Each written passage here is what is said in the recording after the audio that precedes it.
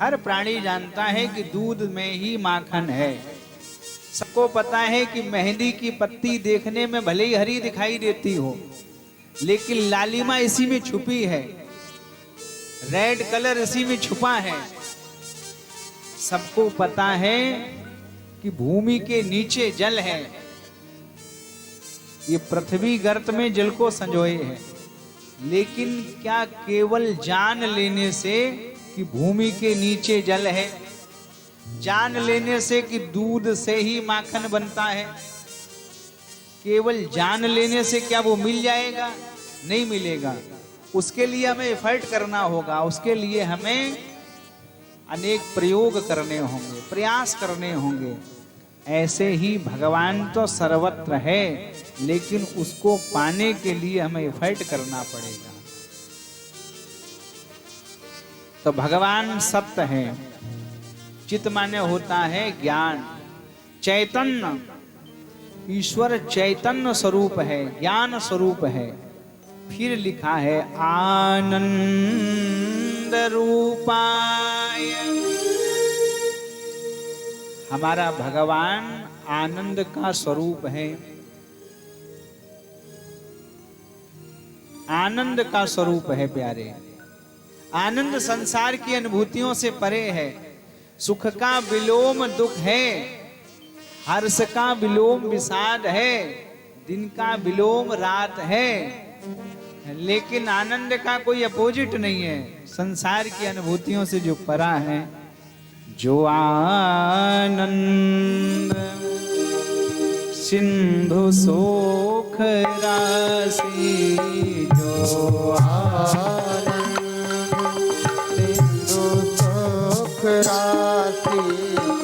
जो आनंद सिंधु सुख राशि। करते तई लोक सुपासी, करते तय लोक सुपासी।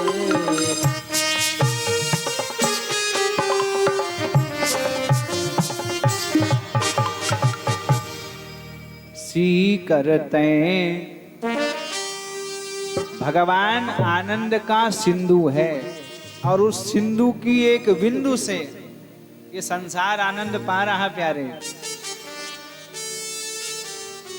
तो भगवान का स्वरूप क्या है? सच्चिदानंद रूपाय। ये भगवान का स्वरूप है। आगे भगवान की सामर्थ्य बताई गई।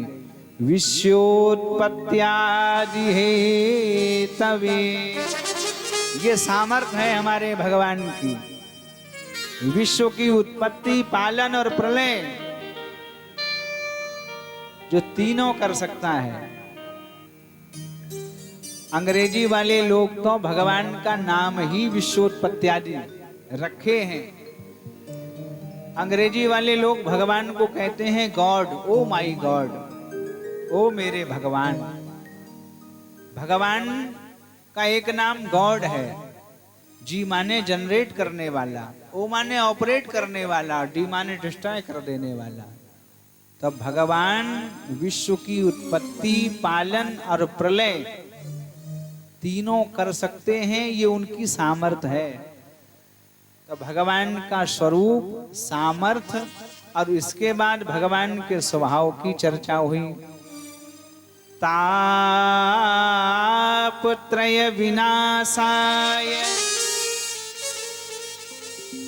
तीनों प्रकार के तापों का।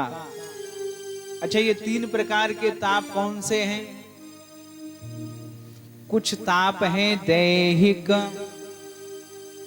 कुछ कष्ट, ताप माने होता है कष्ट। कुछ कष्ट मनुष्य को शरीर से मिलता है, देह से, दैहिक दैविक। कुछ कष्ट देवताओं के द्वारा मिलता है और कुछ भौतिक जगत से। तो तीनों प्रकार के कष्टों का समन कर दे, ऐसा भगवान का स्वभाव है। तापत्रय विनाशाय, श्री कृष्णाय वयम नुमः। ऐसे भगवान कृष्ण को, अच्छा श्री शब्द पहले लगाया गया, श्री कृष्णाय। श्री माने भगवान की आह्लादनी शक्ति राधा। पूरी भागवत में राधा का कहीं नाम नहीं आया है, लेकिन ये भागवत राधामय है। इस भागवत का नाम है श्रीमद् भागवत। श्री माने राधा, मद माने युक्त। ये कथा राधामय है, ये कथा राधा युक्त है, ये कथा ऐश्वर्य युक्त है। तो श्री कृष्णाय, चतुर्थी विभक्ति एक वचन, उस कृष्ण को। अहम आवाहम वयम, हम सब नुमा माने नमन करते हैं। बोलिए राधा कृष्ण भगवान की जय हो, सच्चिदानंद भगवान की जय हो। कलिकाल का समय चल रहा है और इसी कलयुग में नैमिष की पवित्र भूमि पर श्रीमद् भागवत का दिव्य आयोजन हुआ। व्यास जी लिखते हैं कि नैमिषे सूत मासीन मविवाद्य महामतिम कथामृत रसास्वाद कुशला सौन को ब्रवीत।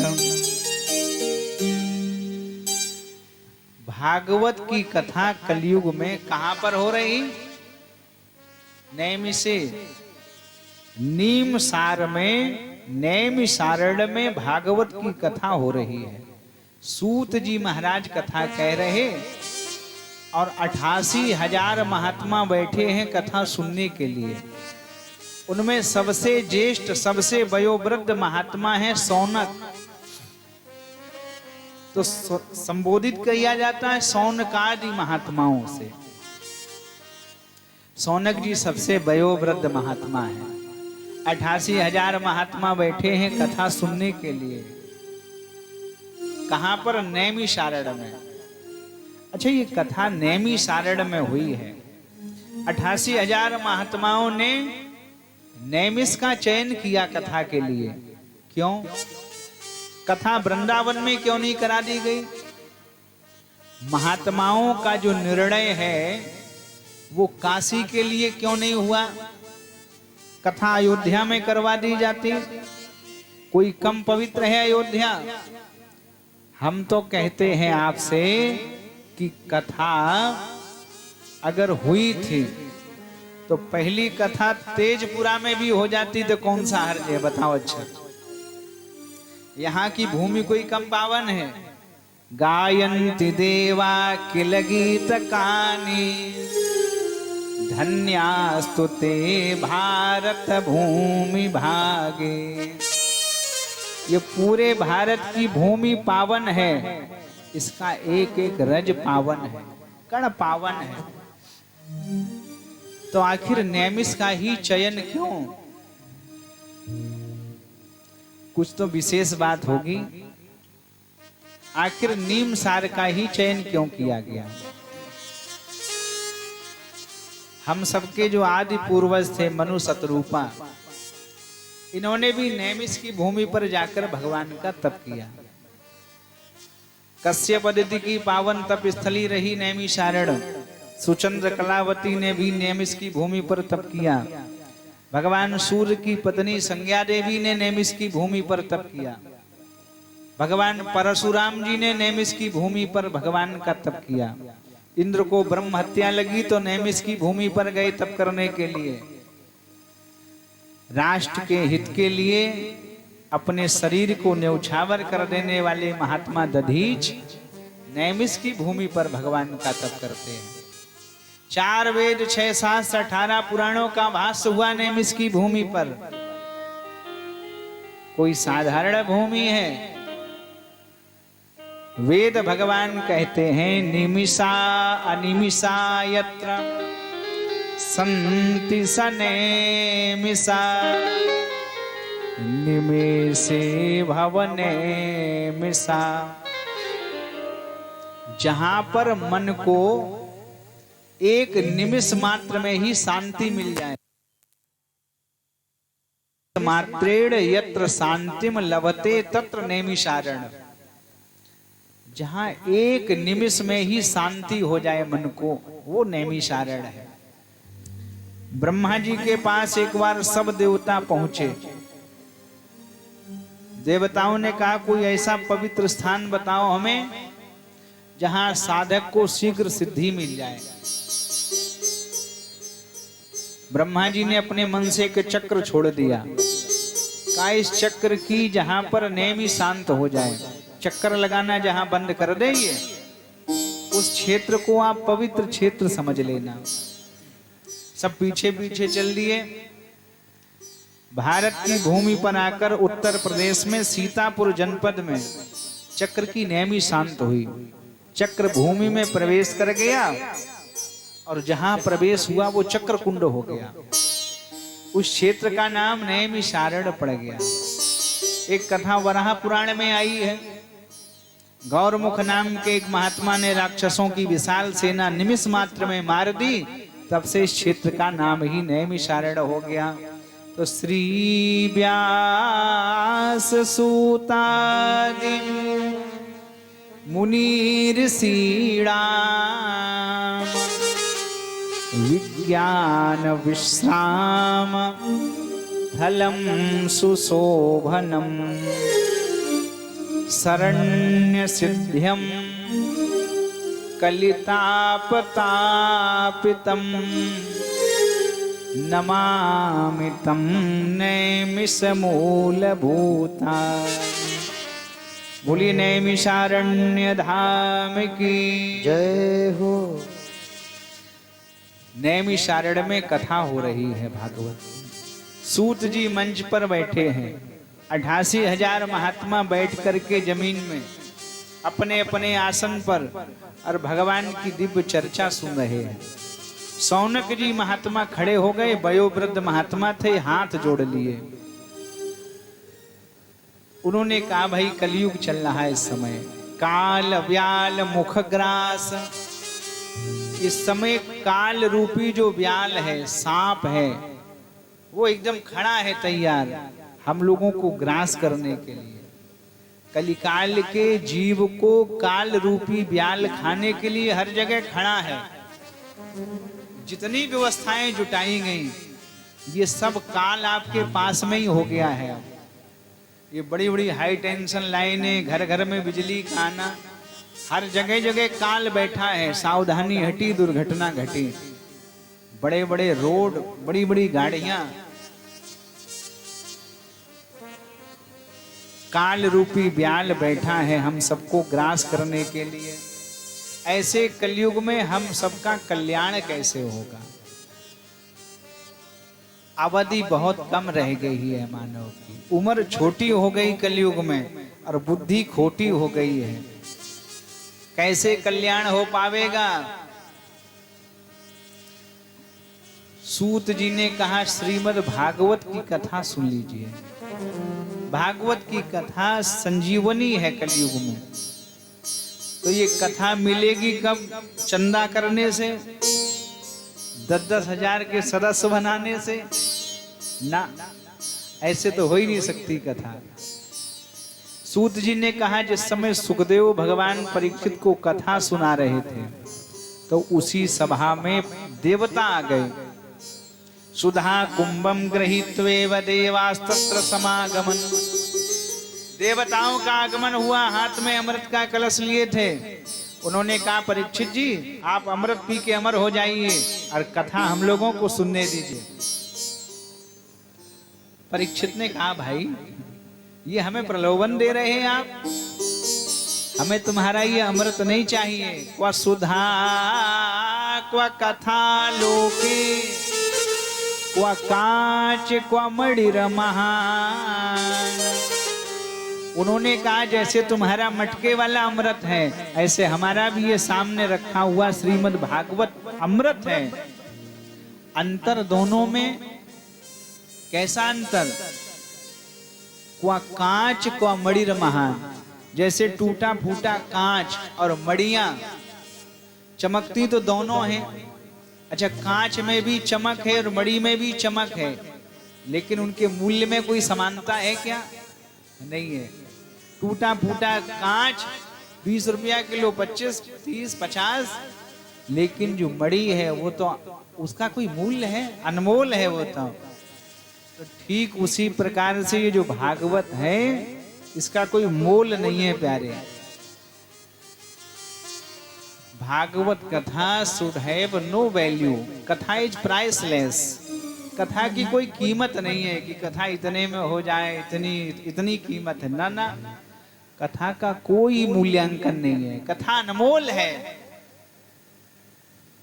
कुछ लोग कह देते कथा को, हमारे गांव में तो हर साल प्रोग्राम होता है। बताओ, कथा को भी प्रोग्राम बताते। प्रोग्राम काय का प्रोग्राम है तुम्हारे गांव में? कथा का प्रोग्राम है। एक बात समझ लीजिए प्यारे, ये कथा कोई प्रोग्राम नहीं है। कथा प्रोग्राम नहीं, कथा भगवान का सीधा सीधा पैगाम है हम लोगों के लिए। ये कोई प्रोग्राम नहीं है, ये पैगाम है भगवान का। ये भगवान की वाणी है, ये भगवान का साक्षात स्वरूप है। तेने वांगमयी मूर्ति प्रत्यक्षा वर्तते हरि। ये सामने रखी कोई पुस्तक नहीं है, ये साक्षात भगवान कृष्ण का ही स्वरूप है भागवत। तो श्रीमद् भागवती वार्ता सुराणामपि दुर्लभा। ये कथा देवताओं को भी दुर्लभ थी जो हम लोगों को मिल गई। अच्छा, ये कथा देवताओं को दुर्लभ थी सो थी, एक चीज और दुर्लभ थी हम लोगों को मिली है, देवताओं को भी नहीं मिल पाई। कौन सी चीज है वो? गोस्वामी बाबा लिखते हैं कि बड़े भाग्य किसके? हम सबके। बड़े भाग्य मानुष तनु पावा। बड़े भाग्य मानुष तन पावा। बड़े भाग्य मानुष तन पावा। बड़े भाग्य मानुष तनु पावा। बड़े भाग्य मानुष तन पावा। सुर दुर्लभ सब ग्रंथ गावा। सुर दुर्लभ सब ग्रंथन गावा। सुर दुर्लभ सब ग्रंथन गावा। अब थोड़ी सी संगति मिलाइए। भागवत जी में लिखा है कि ये भागवत सुराणामपि दुर्लभा, और इसमें भी लिखा है सुर दुर्लभ। ये भी देवताओं के लिए दुर्लभ था जो हम लोगों को मिला है। हम लोग कितने बड़े भाग्यवान हैं। 84 लाख योनियां थी। एक बार भगवान ने 84 लाख योनियों को बुलाया और भगवान बोले कि हम तो रेस कंपटीशन करवाएंगे। भगवान भी बड़े कौतुकी हैं। भगवान बोले हम दौड़ प्रतियोगिता करवाने जा रहे हैं। 84 लाख योनियों ने कहा साहब हम तो बिल्कुल तैयार हैं। तो भगवान ने कहा ठीक है, सब लोग भाग ले रहे? हाँ। अच्छा, इस भागवत कथा में भी बहुत लोगों ने भाग लिया है। इस कथा में बहुत लोगों ने भाग लिया है और बहुतों ने भाग लिया है। पहले तो कह दिया तैयार हैं, तुम चिंता न करो। जब आई गई बिल्कुल उनका है अब तो हो ही जा रही। तो कुछ ने तो भाग लिया और कुछ ने कथा से भाग लिया। भगवान ने कहा जब सब लोग भाग लोगे? सबने कहा बिल्कुल भाग लेंगे। तो भगवान ने कहा भागो, तब भागने लगे। 84 लाख योनियों की दौड़ कराई गई और उस 84 लाख योनियों की रेस में हम लोग बड़े अच्छे रेसर रहे। हम लोगों ने 83,99,999 को हरा दिया और दौड़ दौड़ के अपने अपने माँ के गर्भ में सबसे पहले हम लोग पहुंच गए। तो you are winner by birth. हम लोग जन्म से विजेता हैं। You are unique, you are masterpiece. हमारे जैसा कोई दूसरा नहीं है। अच्छा, अपने जैसा आदमी तुम्हें कभी दुनिया में मिला कहीं? इटावा गए हो, भिंड गए हो, औरैया, ग्वालियर, अपने जैसा कभी नहीं मिला तुम्हें। देखो बनाने वाले की करामात। सबके दो आंख, नाक, सबका सिस्टम एक जैसा है, और इसके बाद भी अपने जैसा दूसरा नहीं मिल रहा। समझो, ये बनाने वाले की कृति भी अद्भुत है। तो सबसे बड़े भाग्य की बात, हम लोग मनुष्य बने। अच्छा, मनुष्य भी बने तो मनुष्य बन के अगर हम लोग अफगानिस्तान में आ जाते, मनुष्य बन के तालिबान में आ जाते, पाकिस्तान में आ जाते, तो क्या हम लोग अपने आप को बड़भागी मान पाते? ना मानते। मनुष्य का जन्म भी हुआ तो भारत की भूमि हमें मिली। प्रभु की प्रभुता का प्रत्यक्ष प्रमाण, जगदीश की ज्योत्सना का शुभ्र जयगान, विभु के वैभव का विमल विकास, जिसे प्रभु ने सर्वप्रथम अपनी लीला स्थली बनाया। सर्वप्रथम वेदों का गान जहां गाया गया, पंजाब और बंगाल जिसके दो हाथ हैं, नासिक जिसकी नाभि है, उत्तर प्रदेश जिसका वक्षस्थल है, गंगा यमुना की धाराएं जिसके वक्षस्थल की शोभा है, त्रावणकोर रामेश्वरम जिसके दो चरण हैं, हिमालय जिसका संतरी है, कैलाश जिसका मणि मुकुट है, वह है मेरा जनाव वर्ष, वह है मेरा आर्यावर्त, वह है मेरा भारतवर्ष।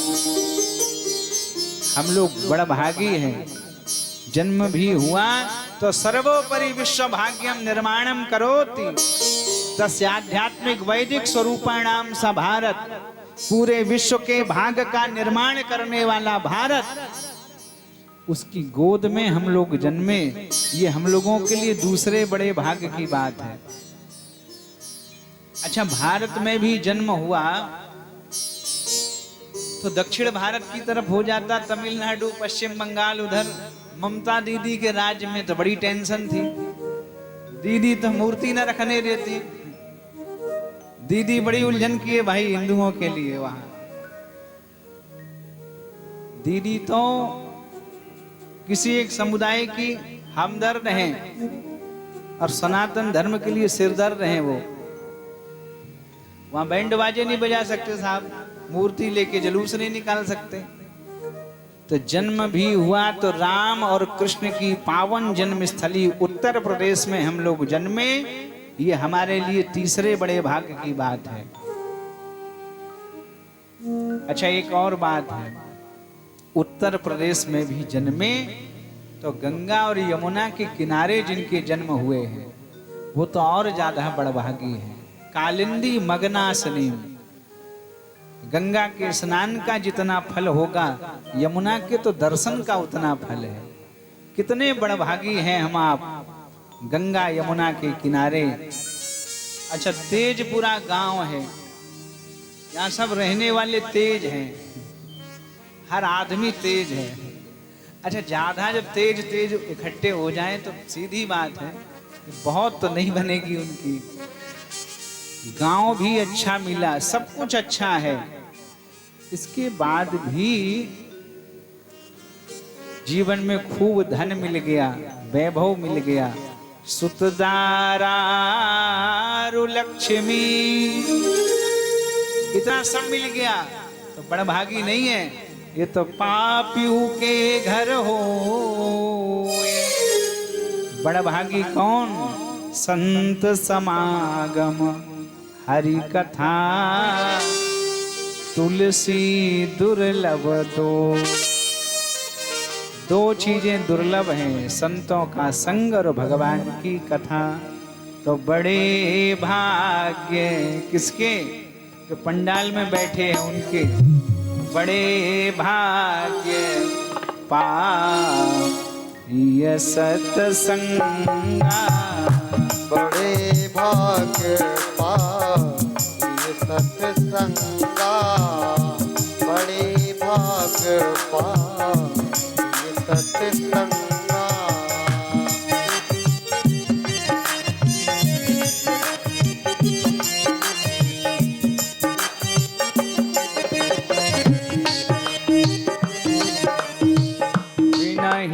प्रयास होय भव भंगा नहीं प्रयास होए भव भंगा, नहीं प्रयास होए भव भंगा। बड़ा भागी कौन? जिन्होंने मनुष्य जीवन पाने के बाद में सत्संग पाते रहे हैं, संतों का संग जिन्हें मिलता रहा है, वो बड़ा भागी है। सूत जी ने कहा, सौनक जी, एक बार नारद जी बड़े टेंशन में हो गए। घूमते घूमते पहुंचे बैकुंठ में, तो 4 महात्मा वहां मिले हैं, सनक, सनंदन, सनातन और सनत कुमार। चारों ने पूछा, कुतः चिंता तुरो भवान। नारद, तुम कौन सी टेंशन में हो? तुम्हें काहे की चिंता है? नारद जी बोले, हम क्या बताएं, ज्ञात्वा सर्वोत्तमः मिति अयं तु पृथ्वी मया त्वा। हमको पता चला कि सब लोकों में पृथ्वी लोक सबसे ज्यादा धन्य है, तो हम पृथ्वी लोक का भ्रमण करने गए और पृथ्वी पर जाकर पता चला कि भारत की भूमि सबसे ज्यादा सर्वोपरि है। तो भारत की भूमि पर गए हम, तो हमने भारत की भूमि पर जाकर तीर्थों का अवलोकन किया और हमने देखा जो संत हैं वो तो सबके सब पाखंडी हो गए। न योगी नैव सिद्ध्यो वा न ज्ञानी सत्क्रियो नरा। उन्होंने कहा, भाई कोई योगी दिखाई नहीं दिया हमें, न कोई सिद्ध पुरुष दिखाई दिया। हम बड़े बड़े तीर्थों में गए। एक जगह तो नारद जी तीर्थ में पहुंचे तो देखा कि एक आश्रम में बड़ा शोरगुल हो रहा था। नारद जी ने पूछा, भाई साहब ये शोरगुल कैसा है यहाँ, क्या बात? लोगों ने कहा, महाराज जी ये मौनी बाबा का झंझट हो रहा आज। तो नारद जी ने कहा, गजब हो गया, मौनी बाबा का झंझट हो रहा। चलो ठीक, कोई बात नहीं। आगे बढ़े तो बड़ी सुंदर एक हवेली दिखाई दी तीर्थ में। ये किसकी अटारी बन रही भाई? लोगों ने कहा, तुम्हें नहीं पता? हमें तो नहीं पता। ये त्यागी जी का है। अच्छा, तो ये त्यागी जी बनवा रहे 3 मंजिल की बिल्डिंग की? हाँ। आगे पहुंचे, 2-4 उद्दंड बच्चे मिल गए। नारद कोई परेशान करने लगे। तो नारद ने पूछा, ये उद्दंड बच्चे किसके हैं? बोले, महाराज ब्रह्मचारी जी के। नारद बोले, गजब हो गया, ब्रह्मचारी जी और उनके बच्चे? मौनी जी तो बादवा विवाद में ही पड़े रहे, त्यागी जी बनवा रहे 2 मंजिला मकान है। वैरागी जी के बाग में बस गांजा और भांग होत, और परमहंस खाते फिरे गुटका और पान है। ये कौन जा रहे हैं? बोले, परमहंस हैं। हमारे परमहंस राजश्री भी जानते हैं कि बिल्कुल, राजश्री केसर सब जानते हैं। पत्नी आदि बच्चों से ब्रह्मचारी परेशान है। अपनी पत्नी से, बच्चों से ब्रह्मचारी बहुत परेशान है। नारद को बड़ी हंसी लगी ये देखकर। न योगी नैव सिद्ध्यो वा न ज्ञानी सत्क्रियो नरा।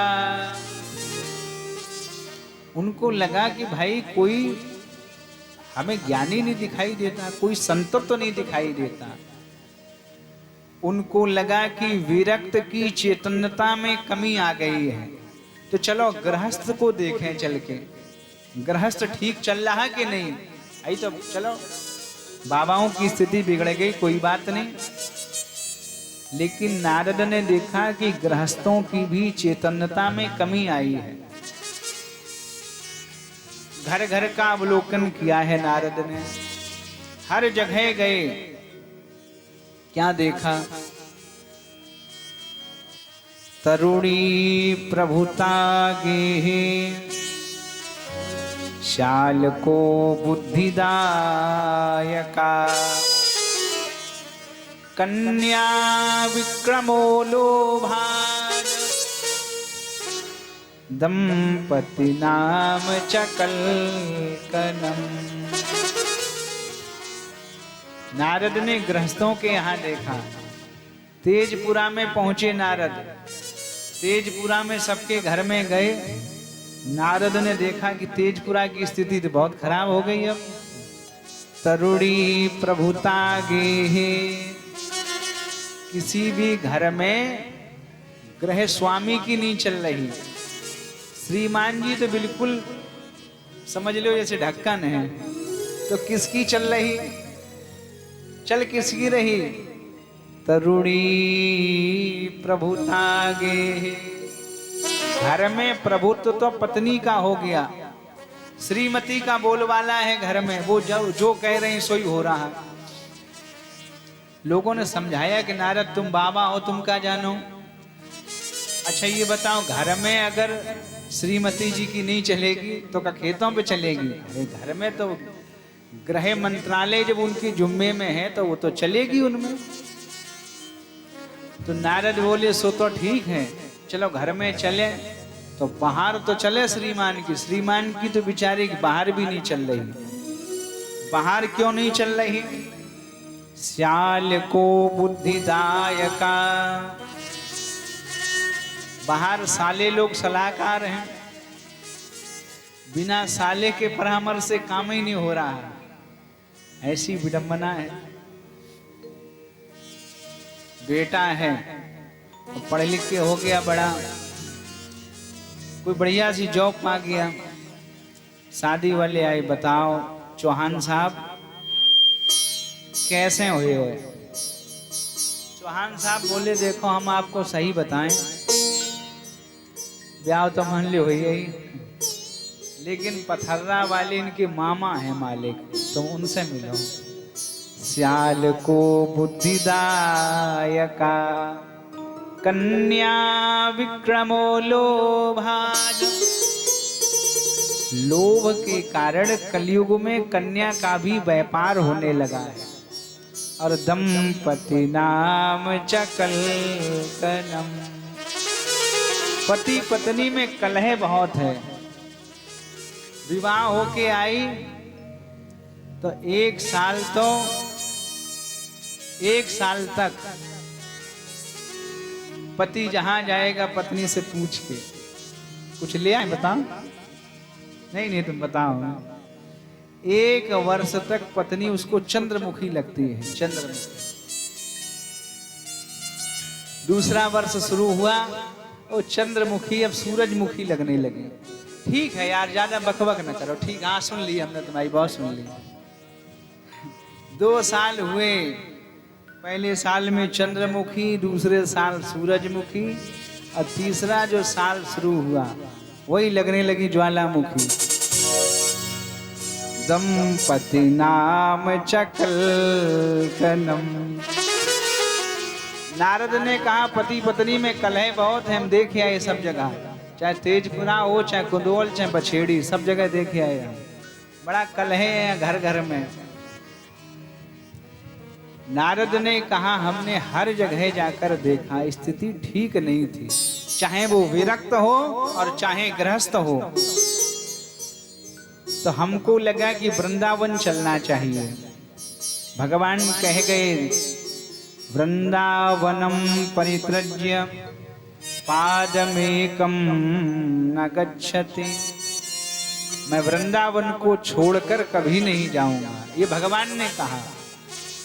तो यमुना के किनारे किनारे तेजपुरा से सीधे यमुना पकड़ी और वृंदावन चल दिए। कौन? नारद जी। आए हम लोग भी चलते हैं श्री धाम वृंदावन। सभी लोग भाव से गाइए।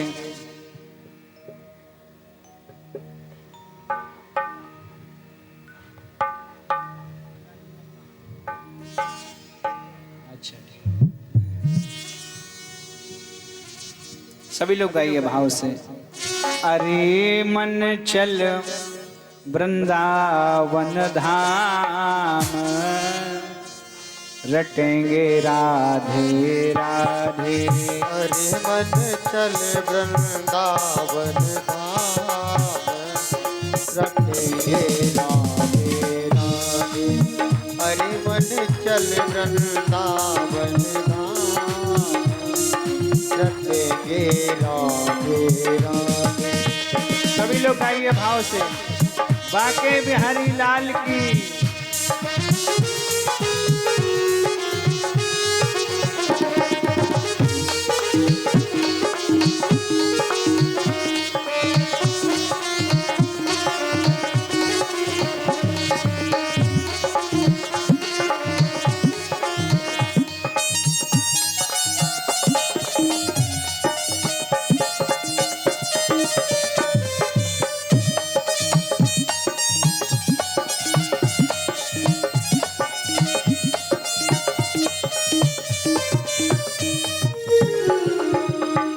सुत मात पिता अरुदारा, मतलब का सब परिवारा।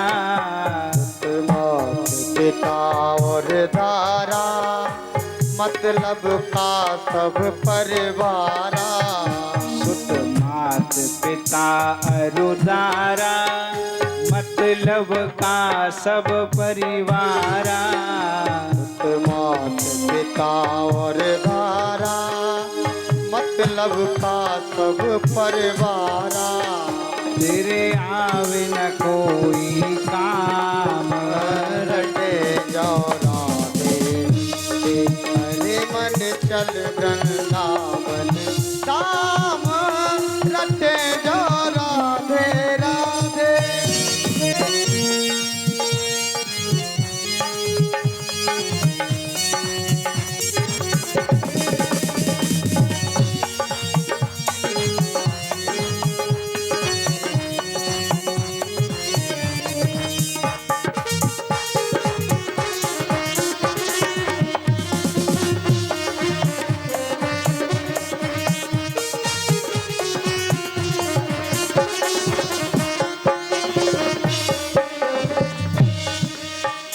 वृंदावन भाव से जाओगे तो कुछ मिलेगा वहां। क्या मिलेगा वृंदावन में?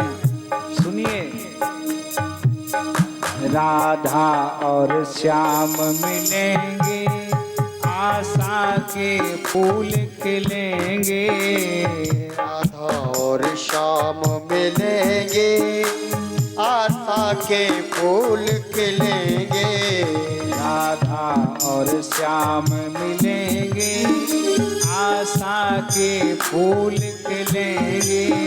राधा और श्याम मिलेंगे, आशा के फूल खिलेंगे। दिन रैन सुबह और शाम, जपे जाओ राधे राधे। हरे मन चल वृंदावन धाम, जपे जाओ राधे राधे।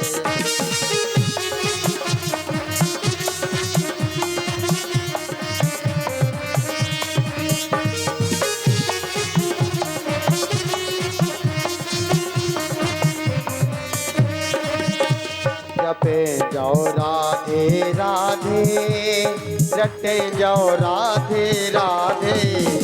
जपे जाओ राधे राधे, रटे जाओ राधे राधे। अरे मन चल वृंदावन धाम,